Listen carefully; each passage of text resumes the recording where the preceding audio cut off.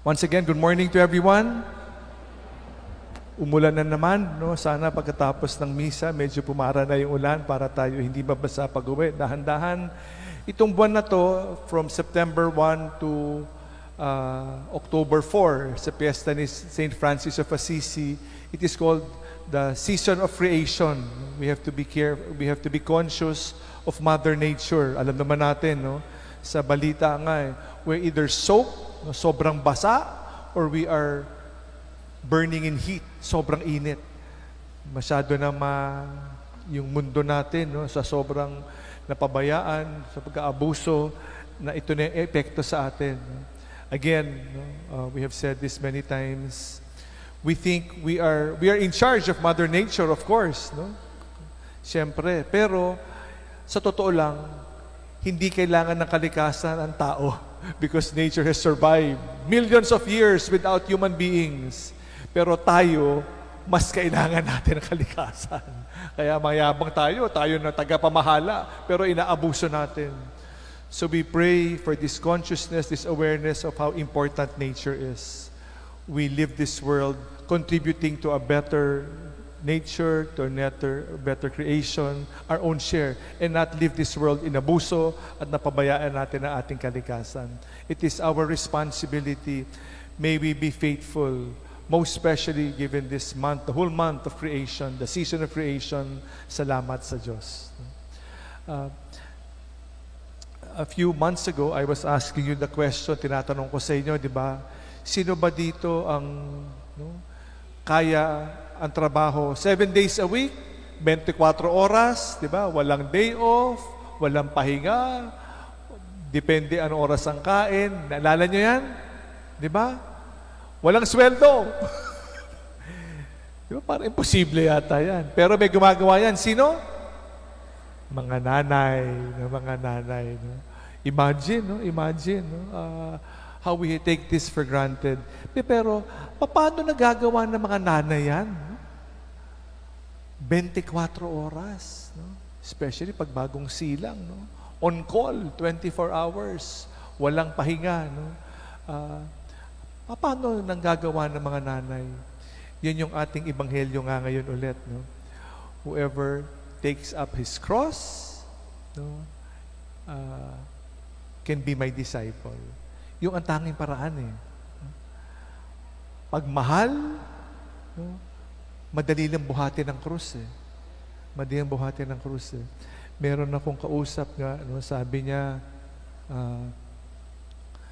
dati nagsiserve lagi eh. Nagsiserve dati sa simbahan eh. Sabi, hindi ko nakita. Sabi niya, kasi may hinahatid ako sa Muntinlupa eh. Sabi niya, ano hinahatid mo sa Muntinlupa? Yung office mate niya, hinahatid niya sa Muntinlupa sa umaga at sa hapon. Sabi ko, girlfriend mo ba? Sabi niya, hindi. Niligawan mo ba? Hindi. Bakit mo hinagawa yun? Diba? Wala lang. Pwede bang wala lang? Pwede bang wala? No? Siguro in love ka. Sabi niya, hindi naman siguro. Tapos sabi niya, siguro ka. Siguro ka, di ba? Kasi bakit mo gagawin isang bagay, no? Na hindi naman madali, no? Biyahe ka Maynila hanggang sa Muntinlupa at 2 beses sa isang araw, no? Hinahatid niya. So it must be love. Pagmahal, lahat magaang, madali magbuhat ng krus, madaling umako ng responsibility pag magaang, no? Kanina nga, no, yung ating soloista, si Erin, 5 o'clock mass, at saka 6:15, one-man choir. One-man choir. No? Kaya salamat kay Erin, no? Na siya yung umaawit. Pero madali lahat ito, no? Madali itong akuin itong responsibility na to pag may pagmamahal. Pag wala, ang hirap. Napakahirap. No? Pero ito nga'y malungkot eh. Sinusundo at hinahatid pag nanliligaw. Pero pag magkasama na, mag-bus ka mag-isa mo. Sana hindi naman ganyan. Sana hindi naman ganyan. Pero yun nga yun ang kwento ng ating buhay. Eh, no? Yung pagmamahal patuloy na lumalim, patuloy na to grow, no? Alagaan natin, no? Maalagaan natin. Kaya ito yung what it is to take up the cross and follow Jesus. How important it is to follow Jesus. Yung cross na yan. Tanong ba, kamusta ba yung cross natin sa buhay? Mabigat ba o magaang? Mabigat, magaang? Tama lang. Pag mahal, kaya eh. Pero pag hindi mahal, ang bigat. Di ba? Pagiging nanay, mabigat pa, magaang. Di ba? Kung mahal eh. Wala, okay lang yan. Walang tulog. Basta mahal eh. Di ba? Pero baka ganito, bakit ba bumibigat ang krus natin? Bakit ba bumibigat ang krus natin? Ilang krus ba dapat natin dalhin? Ilang krus ba? Lahat ba ng krus ng minamahal mo, pasan-pasan mo? Isa lang eh. Yung krus mo lang eh. Eksakto lang yan eh. Eksakto lang ang krus na yan eh. Pag sobrang daming krus, talaga naman, madudurog tayo parang sa sobrang bigat ng krus natin. Isa lang, eksakto. Tulungan natin ang ating mga mahal sa buhay na buhatin ang krus. But never take away the cross. May kasabihan nga, di ba, sa Ingles, you spoil the rod. No, you spare the rod, rather, you spoil the child.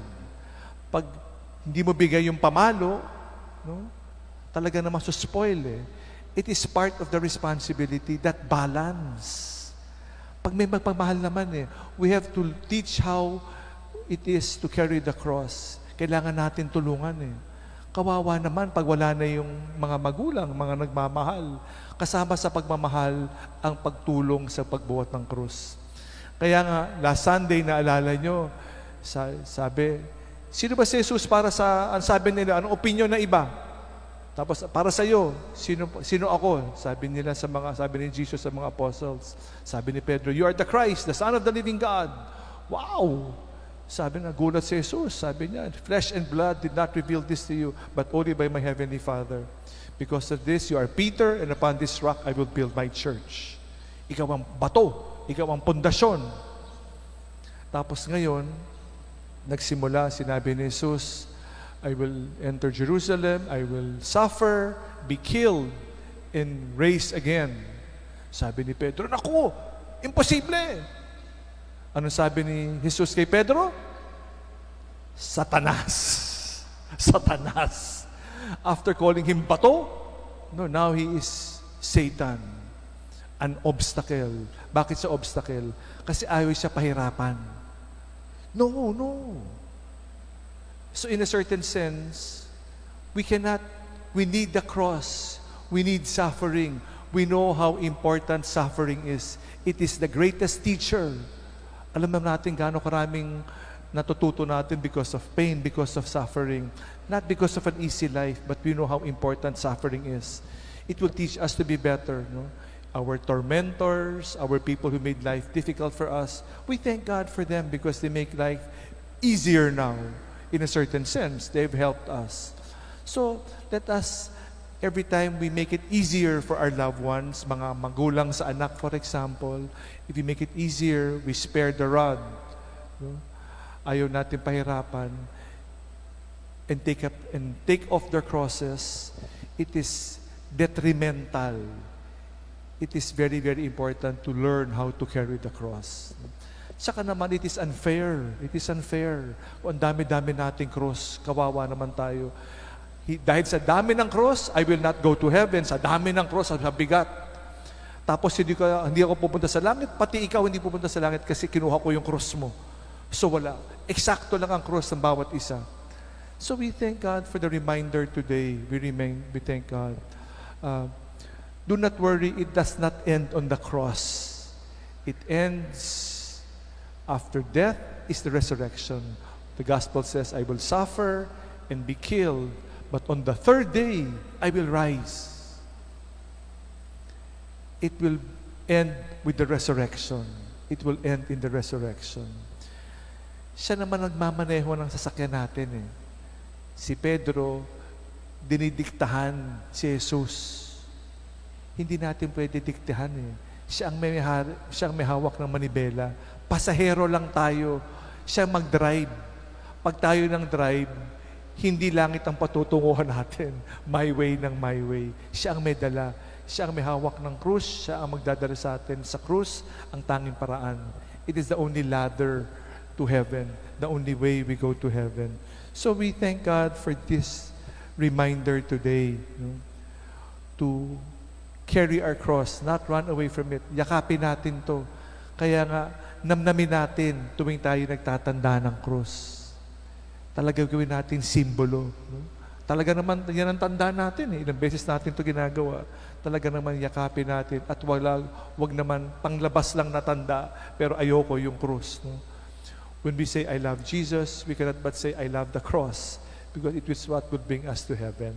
Salamat sa Diyos.